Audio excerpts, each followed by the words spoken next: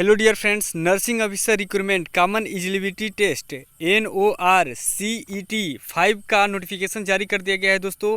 इसमें हम लोग एज क्वालिफिकेशन, सिलेक्शन प्रोसेस, उसके बाद से सिलेबस के बारे में जानकारी लेने वाले हैं। सबसे पहले मैं जानकारी ये दे दूं कि ये जो भी भर्ती है आप लोग की, ये NORCET 5 के लिए, तो इसका एम्स न्यू दिल्ली कंडक्ट करवाता है। उसके बाद से यहाँ पर जो नर्सिंग ऑफिसर की भर्ती निकल के आ रही है कि नहीं, तो इसका आप लोग पे स्केल देख लीजिए, तो लेवल नंबर 7 का रहने वाला है। उसके बाद यहाँ पर क्वालिफिकेशन दिया हुआ है, ठीक है।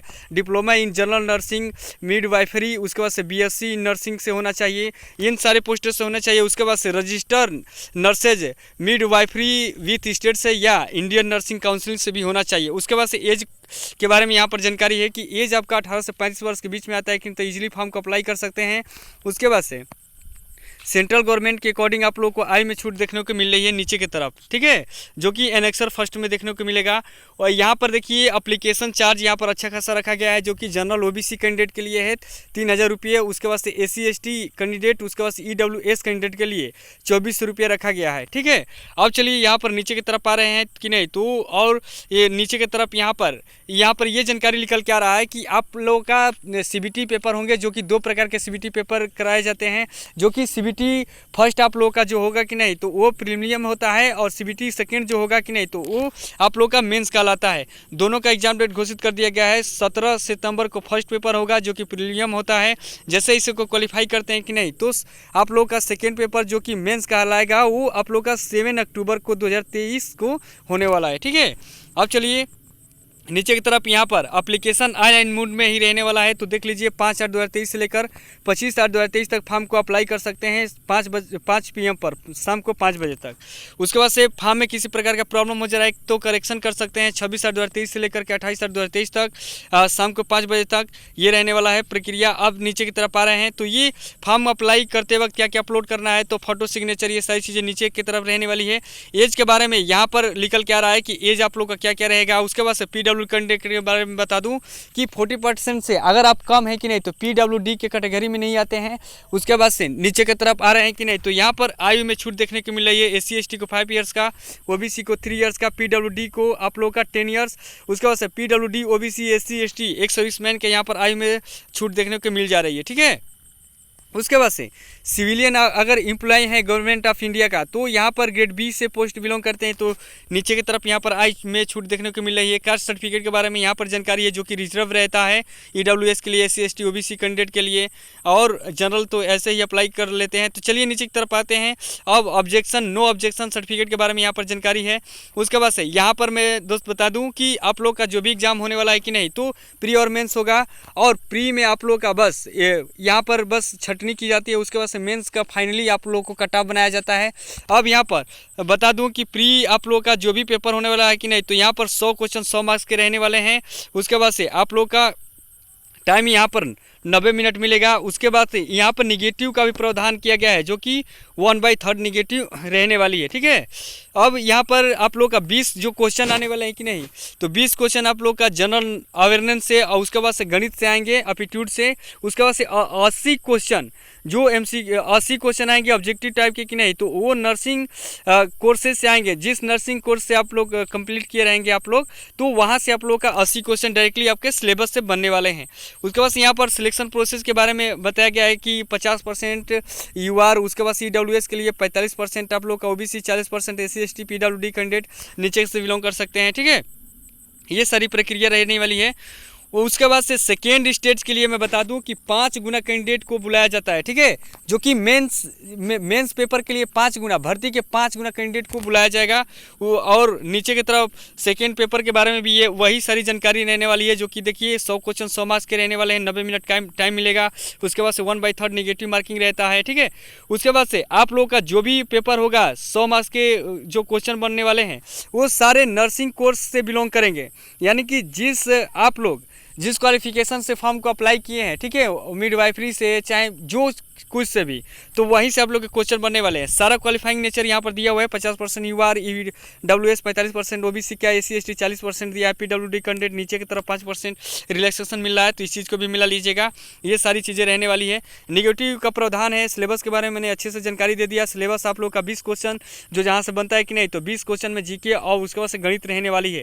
दोनों का CBT ही पेपर होगा। उसके बाद से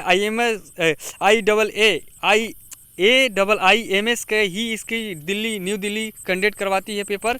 सॉरी दोस्तों, यहाँ पर माफ़ी चाहूँगा मैं। अब चलिए नीचे की तरफ आ रहे हैं कि नहीं, तो ये सारी यहाँ पर वेबसाइट है, यहाँ से ही फॉर्म को अप्लाई कर सकते हैं, ठीक है। www.AIIMS.exam.AECI पर जा करके फॉर्म को इजीली अप्लाई कर सकते हैं। उसके बाद से नीचे की तरफ आइए, जो मेन जानकारी उसके बारे में जानकारी दे दूं। देखिए यहाँ पर आप लोग का यहाँ पर अनेक्जर 1 में दिया हुआ है वैकेंसी कितनी रहने वाली है, तो देख लीजिए आप लोग का कुल वैकेंसी 16 निकल के आ रही है। देखिए UR का है, OBC का, SC ST का, यहाँ पर EWS का भी दिखाई दे रहा है, ठीक है। अब चलिए नीचे की तरफ आ रहे हैं। यहाँ पर नीचे की तरफ एक सर्विसमैन है कि नहीं, तो ये सारे टर्म्स एंड कंडीशन पूरे होने चाहिए, तो एक सर्विसमैन होंगे कि नहीं, तो ये सारी चीज़ें आप यहाँ पर से मिला सकते हैं। अब चलिए नीचे की तरफ एग्जामिनेशन के बारे में यहाँ पर जानकारी दिया हुआ है, सिटी के बारे में, तो ये इसको देख लीजिएगा आप लोग। और किसी प्रकार का क्वेरी रहती है कि नहीं, तो आप लोग डायरेक्टली यहाँ पर क्या कर सकते हैं, कॉल करके पता कर सकते हैं। यहाँ पर सारा नंबर दिया हुआ है और डेट और टाइम्स भी दिए हुए हैं कि कब से कब तक आप बात कर सकते हैं, ठीक है, और कब से कब तक आप लोग बात करके अपना क्या कर सकते हैं कि प्रॉब्लम सॉल्व कर सकते हैं। All India institute of medical science की तरफ से भी भर्ती का नोटिफिकेशन जारी हो गया है दोस्तों।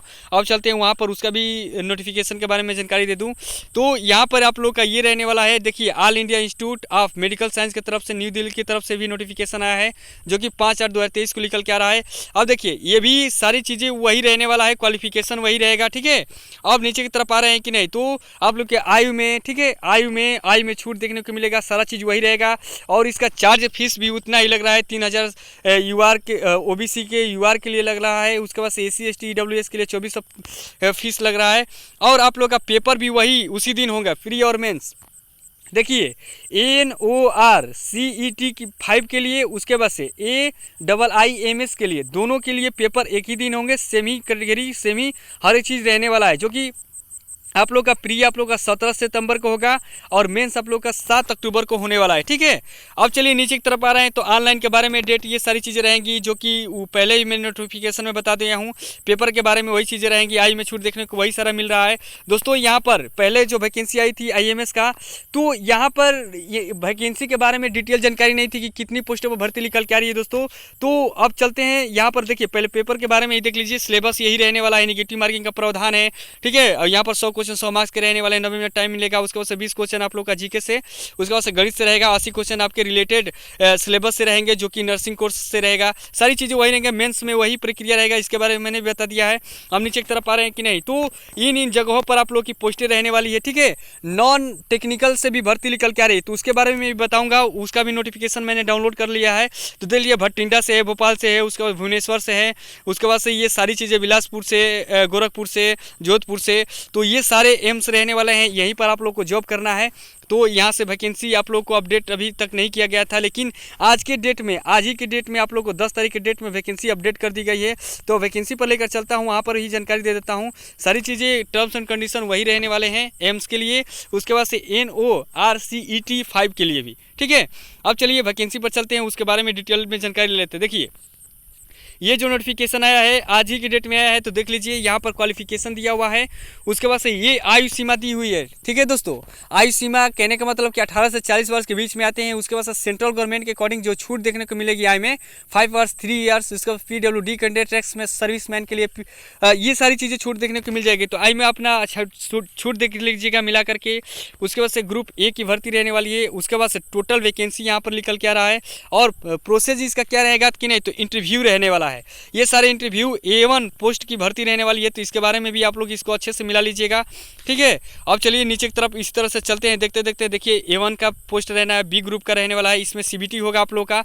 CBT के बारे में बता दूं मैं कि CBT आप लोग का 2 पेपर होंगे, जो कि प्री और मेंस 2 प्रकार के पेपर होंगे। उसके बारे में मैंने अच्छे से बता दिया है। पेपर भी पेपर के बारे में बता दिया है। अगर जिस आप लोग सिलेबस से, जिस कोर्स से आप फॉर्म को अप्लाई कर रहे हैं, वहीं से आप लोग का पेपर में पूछा जाता है और 20 क्वेश्चन बस आप लोग के जीके से रहेंगे। उसके बाद से आप लोग के नर्सिंग ट्रेड से रहेंगे। ठीक है, अब चलिए नीचे की तरफ आ रहे हैं कि नहीं, तो पब्लिक हेल्थ नर्स के लिए रह रहा है, इसका सीबीटी होगा। आप यहाँ पर उम्र 35 वर्ष है, अगर ओबीसी SC ST है कि नहीं, तो यहाँ पर 3 वर्ष 5 ईयर्स जोड़ करके देख लीजिएगा। और PWD कैंडिडेट तो वो भी देख लीजिएगा, एक्सर्विसमैन है तो वो भी देख लीजिएगा। भर्ती यहाँ पर एक निकल के आ रही है। ठीक है, अब चलिए इसी तरह से सारे पोस्ट रहने वाले हैं, सबका सीबीटी होने वाला है। उसके बाद से इसी तरह से सारी ये वैकेंसी रहने वाली है। नीचे की तरफ ऐसे ही भागा भागा कर देख सकते हैं आप लोग। अब चलिए नीचे की तरफ नॉन टेक्निकल का भी रहने वाला है, जो कि 10वीं पास पर रहेगा। ठीक है, 12वीं पास पर भी रहने वाला है। तो अच्छी खासी वैकेंसी निकल रही है एम्स के लिए। तो देख लीजिए यहाँ पर मल्टीपर्पज़ वर्कर के लिए यहाँ पर लेवल नंबर 4 का पे स्केल रहेगा। आप मैट्रिकुलेशन किए हैं तो इजीली फॉर्म को अप्लाई कर सकते हैं। ठीक है, हेल्थ वर्कर में कोर्स किए होने चाहिए किसी भी इंस्टीट्यूट से, तो बिल्कुल इजीली अप्लाई कर सकते। 2 प्रकार का यहाँ पर ये आप लोगों का क्वालिफिकेशन मांगा है, तो 10वीं प्लस हेल्थ वर्कर कोर्स का आपका मांगा गया है। 10 को यहाँ पर वैकेंसी रहने वाली है। आयु सीमा 30 वर्ष 18 से। उसके बाद से CBT पेपर होंगे। अब देखिए नीचे की तरफ इसी तरह से यहाँ पर नॉन टेक्निकल का भी भर्ती निकल के आ रहा है, जो कि 10वीं प्लस 12वीं पर भी किया गया है। तो देख लीजिए यहाँ पर 12वीं के लिए निकल के आ रहा है। कुल भर्ती आप लोग देख लीजिए तो 13 रहने वाला है। आप लोग का स्टेज नंबर 1, स्टेज नंबर 2 यहाँ पर पेपर होगा। यहाँ पर स्टेज नंबर 1 CBT होगा और दूसरा स्किल टेस्ट होने वाला है।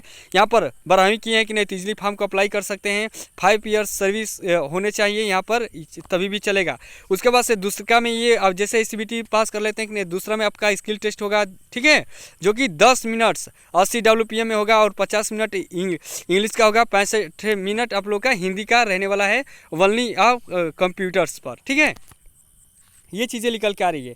तो यहाँ से आप 12वीं है कि नहीं, तो इजीली फॉर्म को अप्लाई कर सकते हैं। उसके बाद से नीचे की तरफ पर आए तो डिप्लोमा पर अप्लाई कर सकते हैं। 4 सीटें हैं। इस तरह से यहाँ पर देखिए आप लोग का जूनियर एडमिनिस्ट्रेटिव असिस्टेंट के लिए यहाँ पर पोस्ट निकल के 48 निकल के आ रही है। यहाँ पर कास्ट वाइज सारा दिया हुआ है। यहाँ पर CBT होगा, उसके बाद से स्किल टेस्ट होगा। 12वीं की है तो इजीली फॉर्म को अप्लाई कर सकते हैं। उसके बाद से आप लोग का टाइपिंग टेस्ट भी होने वाला है। ये चीज़ें निकल के आ रहा है। उसके बाद से लाइब्रेरी गार्ड के लिए यहाँ पर देख लीजिए लेवल नंबर 2 का आप लोग का रहेगा। और यहाँ पर ये निकल के आ रहा है कि बस इजीली आप लोग 10वीं पास है तो इजीली फॉर्म को अप्लाई कर सकते हैं। यहाँ पर 2 ही पोस्ट निकल के आ रहे हैं और CBT बस एक ही रहने वाला है। इसी तरह से नीचे की तरफ आ रहे हैं कि नहीं, तो सारे ये आप लोग का रहने वाला है जो कि पोस्टें हैं। और दोस्तों यहाँ पर बता दूं कि जो AIIMS यानी कि एम्स दिल्ली के तरफ से जो भी आप लोग के पोस्ट निकल के आ रहे हैं दोस्तों, तो यहाँ पर कुल मिलाकर के 281 पोस्टों पर भर्ती निकल के आ रही है। और वहाँ पर NORCET 5 के लिए यहाँ पर 16 पोस्टें निकल के आ रही थी। तो अच्छी खासी भर्ती देखने को मिल रही है जो कि एम्स में है। यहाँ पर नॉन टेक्निकल की भी भर्ती देखने को मिल रही है। और ऑनलाइन अप्लाई की डेट के बारे में यहाँ पर सारी जानकारी है। पेपर के बारे में मैंने पहले से ही बता चुका है दोस्तों। और ये सारी चीज़ें रहने वाली है। फीस के बारे में वही प्रक्रिया रहेगा। एज के बारे में वही सारा चीज़ें रहेंगी, सब चीज़ वही रहेगा। अब नीचे की तरफ आ रहे हैं कि नहीं, तो सिलेबस के बारे में मैंने पहले से ही बता दिया है। ठीक है, नॉन टेक्निकल के लिए एक CBT होगा। उसके बाद से जिनके लिए स्किल है उसके लिए स्किल ही होगा, जिनके लिए बस CBT है उनके लिए बस CBT ही रहने वाला है। अब चलिए नीचे की तरफ आ रहे हैं तो और सारी जानकारी ले लेते हैं दोस्तों यहाँ पर मैं बता दूं कि ये जो आप लोग का सिलेक्शन प्रोसेस होने वाला है दोस्तों, तो यहाँ पर ये निकल के आ रहा है कि जो आप लोग का ग्रुप A का पोस्ट रहने वाला कि नहीं, तो इसका बस सिंपल इंटरव्यू पर ही सिलेक्शन हो जाना है। ठीक है, उसके बाद से अगर आप लोग B और C में रहने वाले हैं कि नहीं, ग्रुप B और C में, तो इनका CBT पेपर होगा जो कि एक ही पेपर होगा। उसके बाद से जिसमें 2 पेपर है प्री मेंस, उसका 2 पेपर होगा। उसके बाद से एक चीज़ और मैं बता दूँ कि जिनके यहाँ पर CBT भी होने वाले हैं, स्किल भी होने वाले हैं, तो 12वीं पास के लिए होंगे जो कि टाइपिस्ट के लिए है। ठीक है, ये चीज़ें रहने वाली है दोस्तों। और यहाँ पर एडमिट कार्ड के बारे में मैंने जानकारी दे दिया, पेपर के बारे में बता दिया, हर एक चीज़ों के बारे में नोटिफिकेशन के अकॉर्डिंग बता दिया है दोस्तों। अगर नोटिफिकेशन के अकॉर्डिंग किसी भी प्रकार का दिक्कत हो रहा है कि नहीं, तो ज़रूर कमेंट कर दीजिएगा, मैं जल्द से जल्द रिप्लाई कर दूंगा। ठीक है, अगर मेरी वीडियो में जानकारी अच्छी लगी है कि नहीं, तो वीडियो को लाइक करिए, चैनल को सब्सक्राइब और शेयर भी करिएगा। थैंक यू दोस्तों।